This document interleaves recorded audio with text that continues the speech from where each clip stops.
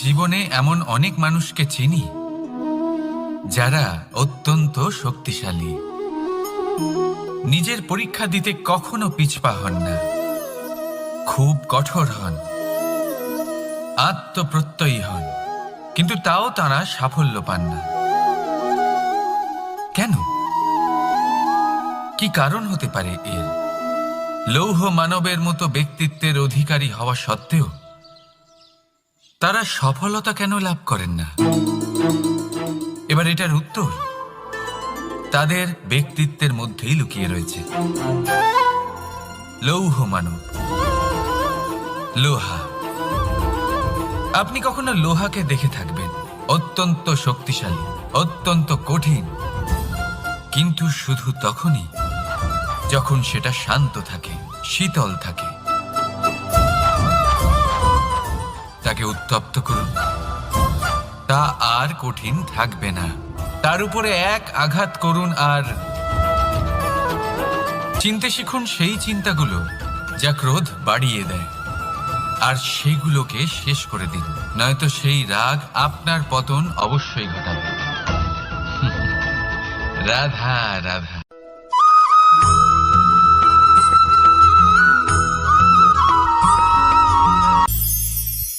ভবিষ্যৎ। সংসারে এমন কোন ব্যক্তি আছেন যিনি নিজের ভবিষ্যতের বিষয় ভাবেন না? যে কেউ ভাবেন আমার ভবিষ্যৎ কিছু এরকম হবে, আমি ভবিষ্যতে এরকম কিছু একটা করব, এই সুবিধা থাকবে, এই আনন্দ পাবো, ইত্যাদি ইত্যাদি। কিন্তু সত্যি বলি, ভবিষ্যতের থেকে বড় ভণ্ড আর কেউ নেই। ভবিষ্যৎ আপনাকে ছেড়ে চলে যাবে, আপনি জানতেও পারবেন না। ভবিষ্যৎ আপনার থেকে আপনার বর্তমান কেড়ে নেবে।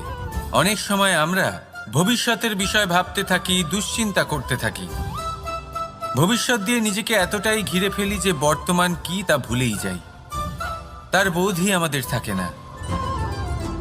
ভাবুন, ভবিষ্যৎ কি? ভবিষ্যৎ হলো সেটাই যা এখনো পর্যন্ত ঘটেনি। বর্তমান হলো সেটা যা এখন ঘটছে। তাহলে যা এখনো ঘটেইনি তার বিষয়ে দুশ্চিন্তা করে নিজেকে ব্যতিব্যস্ত কেন করছেন? এই বর্তমান, এটাই হলো গুরুত্বপূর্ণ। এর উপরে সমস্ত ভাবনা কেন্দ্রীভূত করুন। মনে লক্ষ্য অবশ্যই রাখুন, কিন্তু পুরো মনোযোগ শুধু বর্তমানে থাকবে।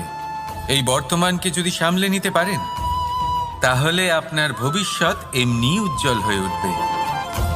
তাহলে আসুন আমার সাথে ভালোবেসে বলুন, রাধা রাধা।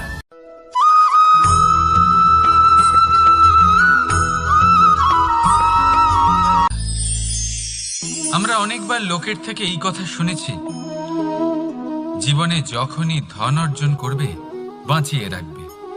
কি হয়, কঠিন পরিস্থিতিতে আপনার খারাপ সময় তা আপনার কাজে আসে। কিন্তু এই কথা কি 100% সত্যি? ভাবুন, এই সমস্ত ধন যে আপনি অর্জন করেছেন তা কি আপনাকে সুস্বাস্থ্য দিতে পারবে? এই সমস্ত ধন কি আপনাকে সুখ এনে দিতে পারবে? পারবে না, তাই না? চলুন আমি আপনাকে একটা কথা বলি। পরমেশ্বর, ঈশ্বর, যদি এই ঈশ্বরের ওপর আপনি বিশ্বাস রাখেন, সর্বদাই ভালো কাজ করেন, সবার মধ্যে প্রেম ছড়িয়ে দেন, আর সবার জন্য শুধু ও শুধুমাত্র শুভকামনা করেন, তাহলে আপনার সাথে কখনো কোনো খারাপ হতে পারে না। তাই সময় বদলান, সময় বদলানোর উপকরণ নয়। আর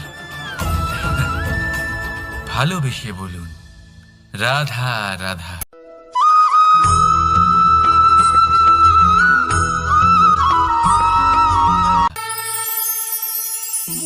একটা সিদ্ধান্ত। এই জীবনে একটা সিদ্ধান্তের গুরুত্ব কি হতে পারে তা কখনো ভেবে দেখেছেন? একটা সিদ্ধান্ত সেই ভিত্তি হতে পারে যা আপনার পুরো জীবনকে বদলে দিতে পারে, এই সমস্ত সংসারকে বদলে দিতে পারে, ভবিষ্যৎ বদলে দিতে পারে। এই সিদ্ধান্ত যে কোন রাস্তা চয়ন করতে হবে, সেই সিদ্ধান্ত যে কখন সামনে এগোতে হবে আর কখন থেমে যেতে হবে। সেই সিদ্ধান্ত যে কখন যুদ্ধ করতে হবে আর কখন নিজেকে পিছু পা হতে হবে। এই সিদ্ধান্ত হলো খুব গুরুত্বপূর্ণ। আর আপনি তো এই সংসারে একা নন, তাই আপনার একটা সিদ্ধান্ত শুধু আপনার জন্যই নয়, সমস্ত সংসারের জন্য গুরুত্বপূর্ণ হতে পারে। এবার এই সিদ্ধান্ত আপনারই হবে। ভাবনা চিন্তা করে নেবেন, সাফল্য পাবেন। রাধা রাধা।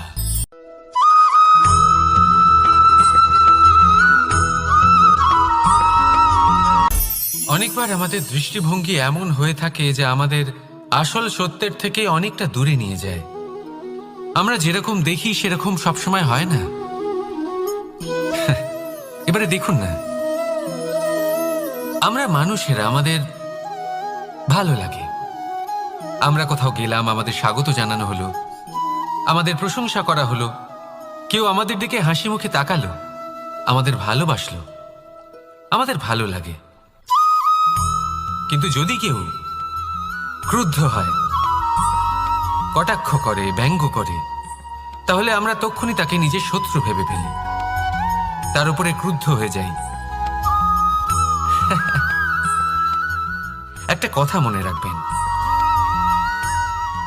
এই হাসি সবার জন্যই হয়। আপনি তাদেরকেও হাসি উপহার দিতে পারেন যাদের আপনি চেনেন, তাদেরও দিতে পারেন যাদের আপনি চেনেন না। ছোটদের দিতে পারেন, বড়দের দিতে পারেন, সবার জন্যই হলো এই হাসি। কিন্তু ক্রোধ, ক্রোধ তাদের ওপরেই আসে যাদের আমরা জীবনে কখনো হারাতে চাই না, যাদেরকে আমরা অসম্ভব ভালোবাসি, যাদের জন্য আমরা আশা করি যে তাদের জীবনের পরবর্তী সময় সব সময় সুখময় হোক, উজ্জ্বল হোক। সেই জন্য আপনার জীবনের সমস্ত সেই ব্যক্তি যারা আপনার উপরে ক্রুদ্ধ হন, কটাক্ষ করেন, জরুরি নয় তিনি আপনার শত্রুই হবেন। হতে পারে সে হলো আপনার শুভাকাঙ্ক্ষী, যিনি আপনার শুধুমাত্র ভালোই চান, যিনি আপনার জন্য একটা সুন্দর ভবিষ্যৎ চান। সেই জন্য সবসময় মন দিয়ে অন্যের কথা বোঝার প্রয়াস করুন। আপনি জানতে পারবেন তাদের কর্মের ধর্ম কি হতে পারে, আপনি জানতে পারবেন তাদের ক্রোধের মর্ম কি হতে পারে। রাধা রাধা।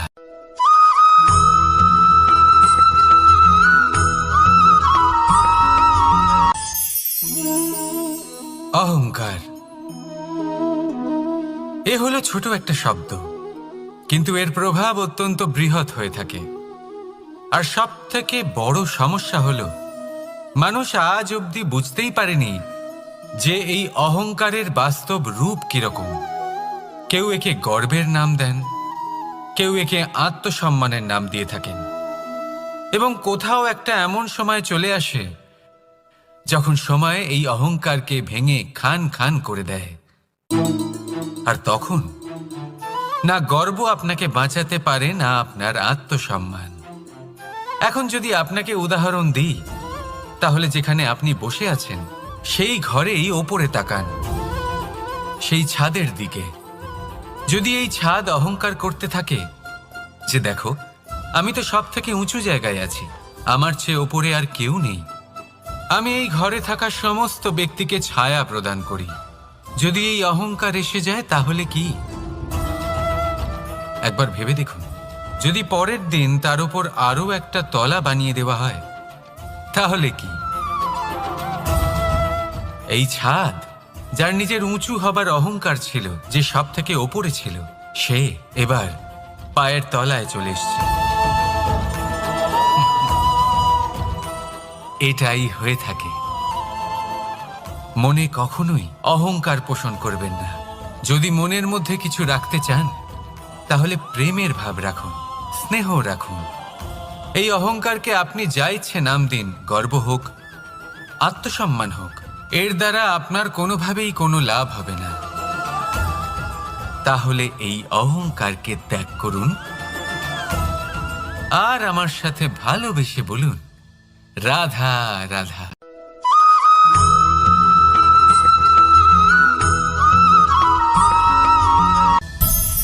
সংসারে অনেক সময় এরকম হয় যে আমরা খুব সমস্যায় থাকি, খুব বিপদের মধ্যে থাকি। আর সেই সমস্ত মানুষ যারা আমাদের কাছের মানুষ, আমাদের আপনজন, তারা আমাদের ত্যাগ করে চলে যান।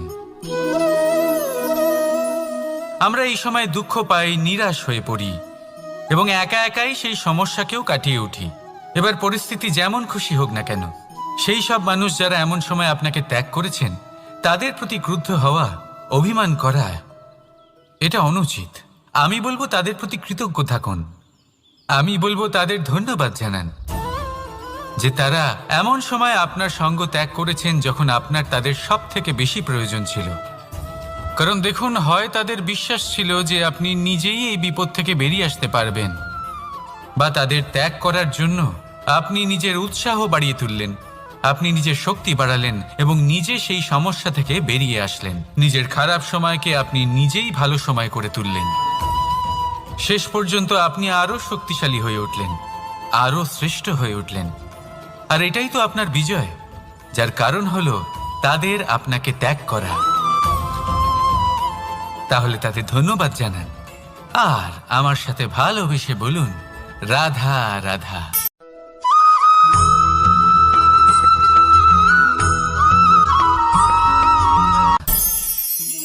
অনেক সময় যখন আমরা কর্ম করি, সাফল্য লাভ করি, কঠিন পরীক্ষায় উত্তীর্ণ হই, বড় কাজ করি, আমাদের মনে হয় এই সংসার আমাদের একটু প্রশংসা করুক, ভালো লাগে। অনেকবার মনে হয় এটা হলো আমাদের কর্মের ফলই বটে, আমরা আনন্দ পাই। কিন্তু যখন আমরা এই প্রশংসা পাই না, তখন কি হয়? আমরা দুঃখী হয়ে যাই, ভেঙে পড়ি। মনে হয় যেন আমার জন্য কেউ চিন্তাই করে না, এমন মনে হয় যেন আমাদের আনন্দে অন্য কেউ আনন্দই পায় না। অনেক রকম ভাবনা আসে। কিন্তু আমি আপনাকে একটা প্রশ্ন করতে চাই, আপনি যে কাজই করেন না কেন, যে কর্মই করেন না কেন, তা কি শুধুমাত্র প্রশংসার জন্য করেন? যদি এরকম হয়ে থাকে তাহলে সেই ভাবনা এক্ষুনি ত্যাগ করুন, কারণ এই প্রকৃতি আমাদের অন্য শিক্ষা দেয়।